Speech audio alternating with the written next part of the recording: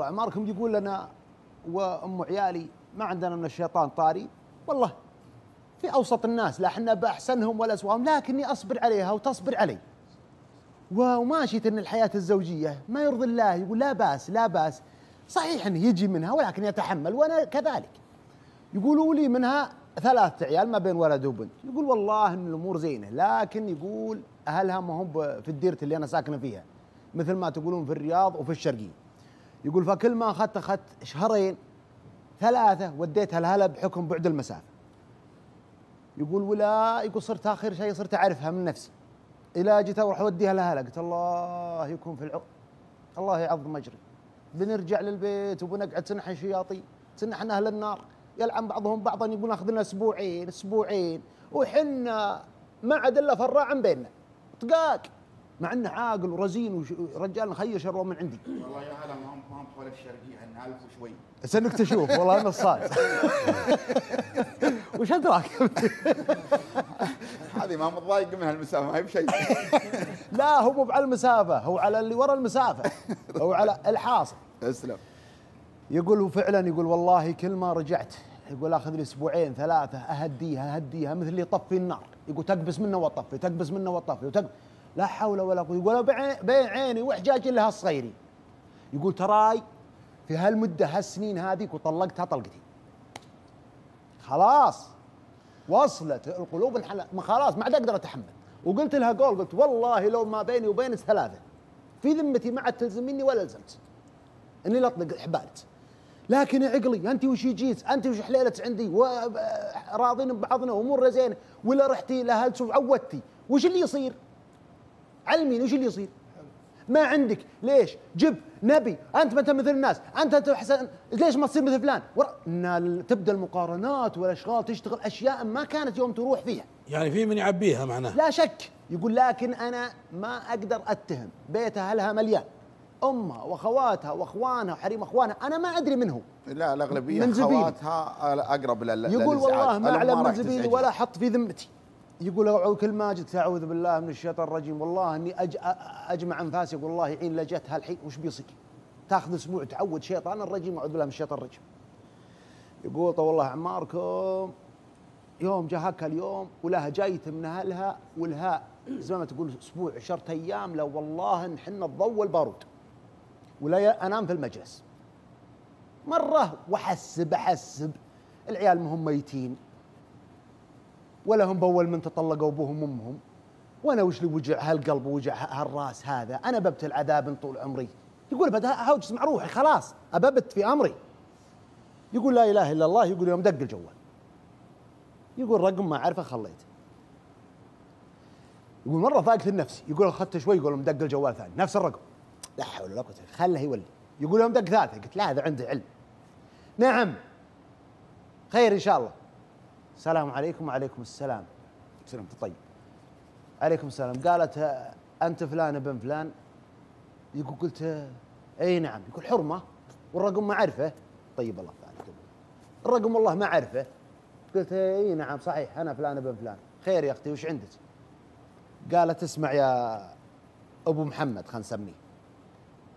قال خير. قالت ابيك تحلف بالله العظيم انه ما يجي اسمي في الموضوع اللي بقول لك.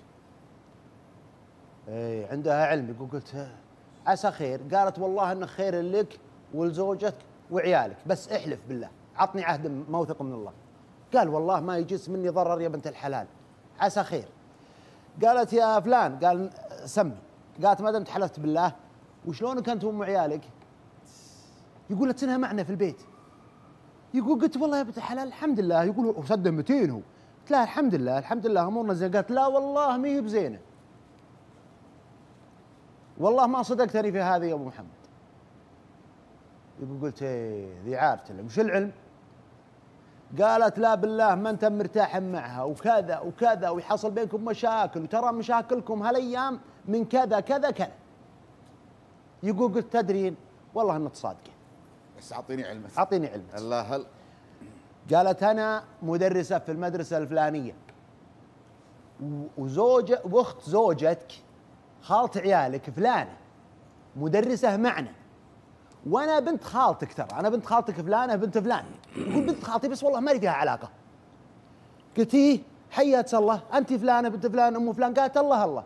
قال طيب، قالت هي ما تدري اني بنت خالتك، وانا عارفت انه من سباك وساكته من زمان، لكن حصل انها في غرفه المعلمات في الفسحه ووقت الفراغ تحكي علينا عن زوجتك، زوجتك انت، وتقول ان زوجها اسد وزوجها رجال وزوجها كفو وكل الخصال الحميده اللي في الرجاجيل الطيبين فيه، وانا زوجي دجاج تنصقع. والله انه يحوم سبتي وانه ما رضني مرض. تعني زوجها هي، ليه زوجها رجال وزوج الخمر، والله ما اتهنا به ولا يرتاح لي طرف ولا بال الين يطلقها. وابشركم تبشرهم، شوفوا شياطين الانس، ابشركم تراي حابلت لهم حقة سبيره وبيطيحون. قربت ما عاد الا شيء بسيط، والله ما ارتاح لين يطلقها. قالوا خاف يلا، انت مربيه اجيال وانت معلمه وتتقي الله، وشلون ترضين الضرر لاختك؟ قالت وخروا عني. اقلها ما اتهنا به وانا عندي هلي اسرح فيه واهضل انا. اي ليش؟ اني لو اقول لك قام اقول لك اقعد رح تعال، هذا مو برجال. انا بمثل ذاك، واذا ما حصل لي والله اني طلقها ما اتهنا به وعيني تشوف. والله ابشركم ان شاء الله انه قريب بيطلقها ان شاء الله.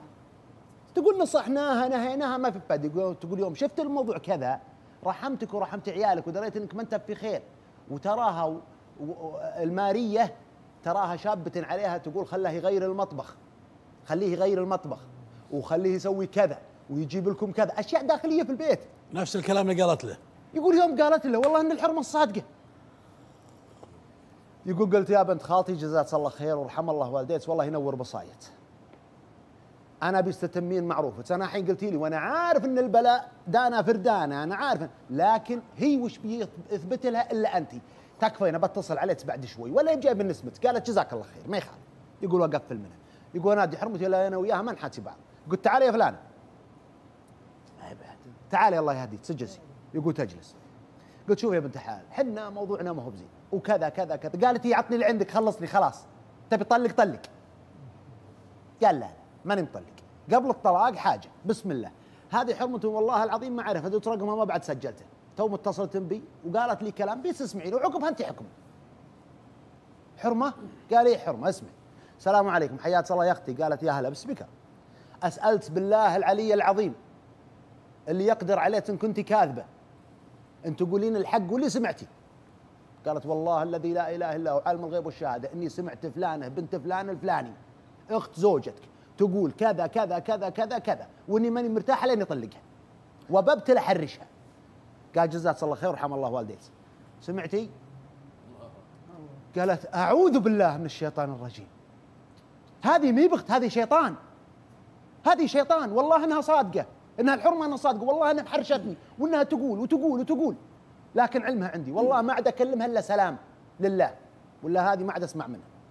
عقبها يقول ابشرك جانا زود عيله واستانسنا وافتكينا. يقول كل ما راحت لها وجت ذيك قالت اعوذ بالله من الشيطان الرجيم، ولا كلمه ولا كلمه، سلام عليكم وبس. صارت عاقله، هذا الدرس. فالحمد لله رد الله كيدها في نحرها، والحمد لله هذه من الاشياء اللي تصير داخل البيوت. فننبه اخواتنا لا ترخين اذنك، لا ترخين اذنك، ترى يا حذرك في البير من لا يطلعك. والله العظيم يا ما سووا مصايب. شوفوا هذا من نجاسة بعض البشر، ما نقول كلهم، لكن نقول نسأل الله السلامة والعافية. سلامتكم.